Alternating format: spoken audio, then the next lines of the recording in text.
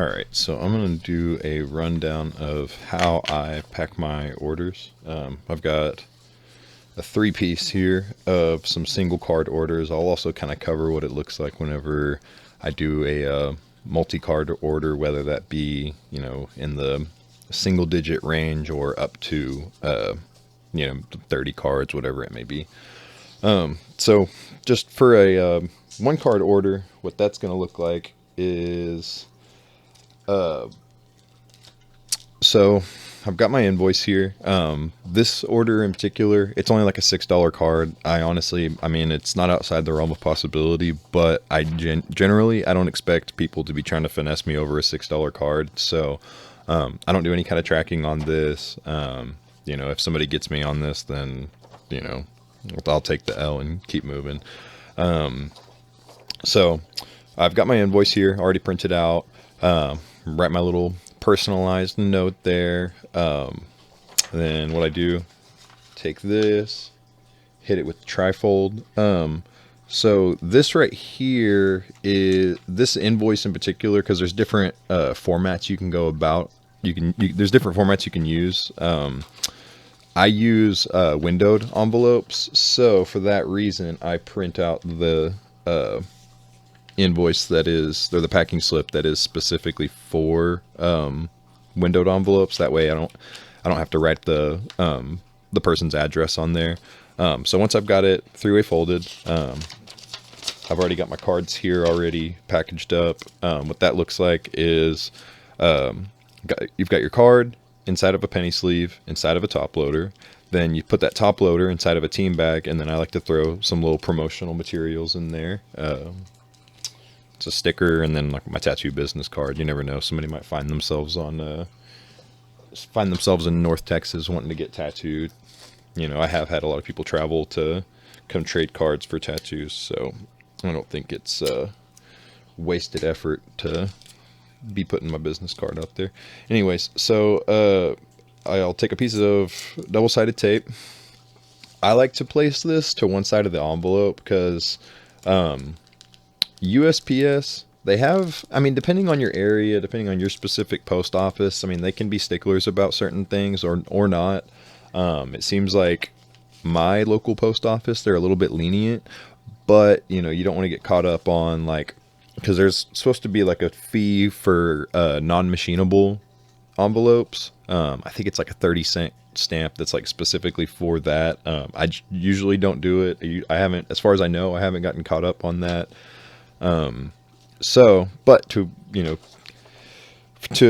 make the envelope be pliable in the middle, that's why I like to offset the card. That way it's like the envelope can still, even with the rigid card and, taking up half the envelope, it's still able to have a good bend to it. Cause it's my understanding that a lot of the postal workers, that's essentially what the test is for machinable, non-machinable. Those kind of give it a bend. If it bends, they send it on its way.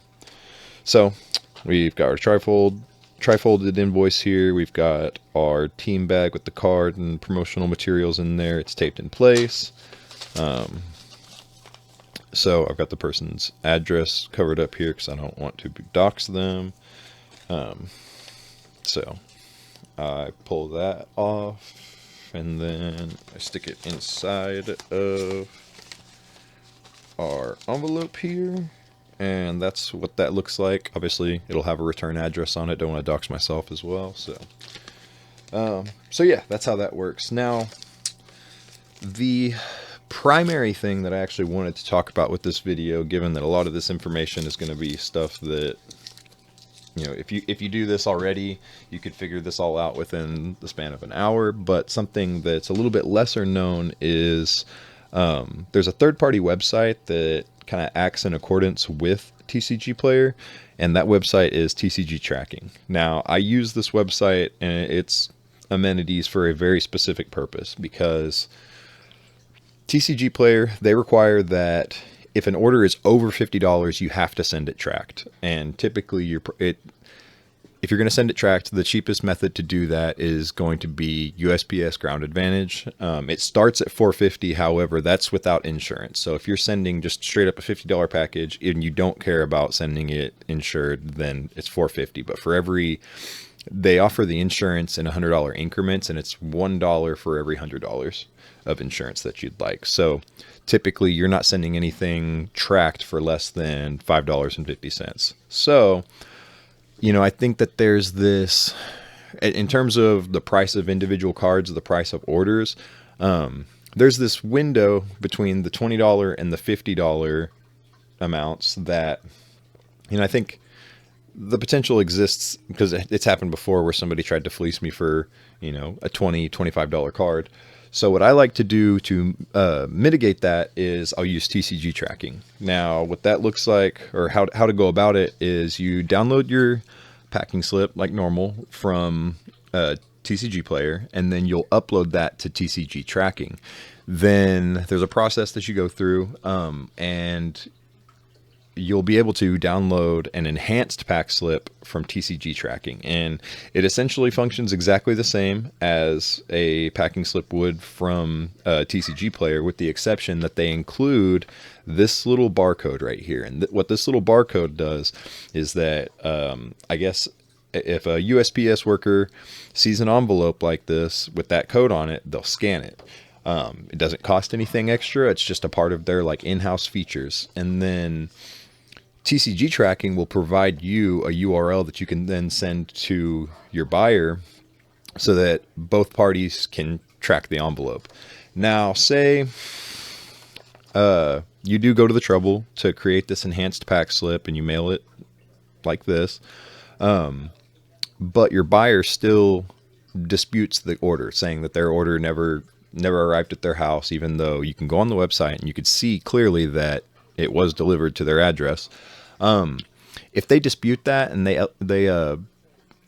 elevate it to the TCG Player personnel, typically this isn't going to protect you. This is not considered to be a viable form of tracking that's going to prevent you from having to issue a refund should the person say that they never got their package. However, the reason why I like to do this specifically for the $20 to $50 order range is because I feel like it acts as a deterrent. It's like if somebody thinks that they might be able to get away with saying that their order never arrived, and then they get this link saying that, okay, so the seller is tracking this envelope, I feel like that might discourage them from potentially wanting to do it. So when I get an order, or whenever I'm sending an order out that I've done this way, what I'll do is I'll go ahead and mark it as shipped without tracking, but then I will contact, or I'll message the buyer and say, hey, thanks for the order. Here's a link if you'd like to track it. It makes them aware that the order is being tracked, and if they want to do that, if they want to track it as well, they can. So yeah, I think it's an awesome feature. I mean, there's a ton of people that sell on TCG Player that don't even know that TCG tracking exists, and it's this free service. So yeah, I definitely utilize it. And then with all that being said, you'll just pack it like normal. The trifold, tape your cards in place. The reason why I like to tape the cards to the invoice is just because it prevents them from shifting around. I mean, you've got it in, at least the way I do it, you've got it inside of a penny sleeve and a top loader. So I mean, it's more or less protected, but I feel like if it's not just loosely banging around inside the envelope, that's a optimal situation. So yeah. Something else I wanted to talk about. So like I mentioned, these are just some single card orders. They're pretty easy. If I'm doing an order that, maybe, I think generally speaking, if I'm not having to individually sleeve each card, and a lot of what determines if I'm going to do that is the value of the cards. If it's anything over like $1 card, I like to, sometimes what I'll do is I'll take a perfect fit, put the perfect fit inside of a penny sleeve, and then put that penny sleeve inside of a top loader. And then typically, I mean, I don't really like to do more than 2 individually sleeved cards with the perfect fits inside of a penny sleeve. But say I've got maybe a $5 card and a handful of 25-cent cards. I'll put the $5 card inside of its perfect fit, and then I'll take those 5 cheaper cards, put all of them inside a penny sleeve, and then typically at that point, because you could fit a few more cards inside of a card saver than you can a top loader. So, different ways to go about that. But say you've got a card order that's like 30 cards or something like that, and they're all just like cheap cards. What I'll do then, I will take a binder page like this, and I will cut one of the sections off so that essentially I've got 3 basically like penny sleeves all bound together, and then I'll just individually fill each of these. So you could stick like up to like 10 cards if you're not really worried about the condition of them. You could stick up to like 10 cards in each, and then you just tape that to your invoice, and that's one way to go about it. Or alternatively, if you've got a bigger order that's got a bunch of cards that you want to have them intact and protected, depending on how many cards it is and how many, like what the value of the cards is, sometimes I'll individually top loader each of them, and then if the stack ends up being a pretty good amount, then I've got these little card size boxes that I'll stick, or sometimes I'll also use bubble mailers, and then it's just various forms of taping the cards inside of a team bag to the invoice or something of that nature. But most often it seems like these orders, it'll be, it's like if they're bigger cards, it's not uncommon to see like a single card order, but a lot of the time whenever you'll get people ordering playable cards for deck building, that's when you'll get like your higher volume orders like that. And sometimes you have to get a little bit creative to get it figured out. But other than that, there's a lot of stuff that I'd like to talk about, a lot of stuff that I want to cover in terms of how to go about doing all this. I'll show my filing system in a different video, just in terms of how I go about keeping all my cards organized so that I can, get to them easily and not have to spend forever looking for cards while I'm trying to fill them. But yeah, as far as packing cards goes, that's essentially it. Thanks for you guys for watching, and also if you have any questions, feel free to leave them in the comment section. That's why it turns to me.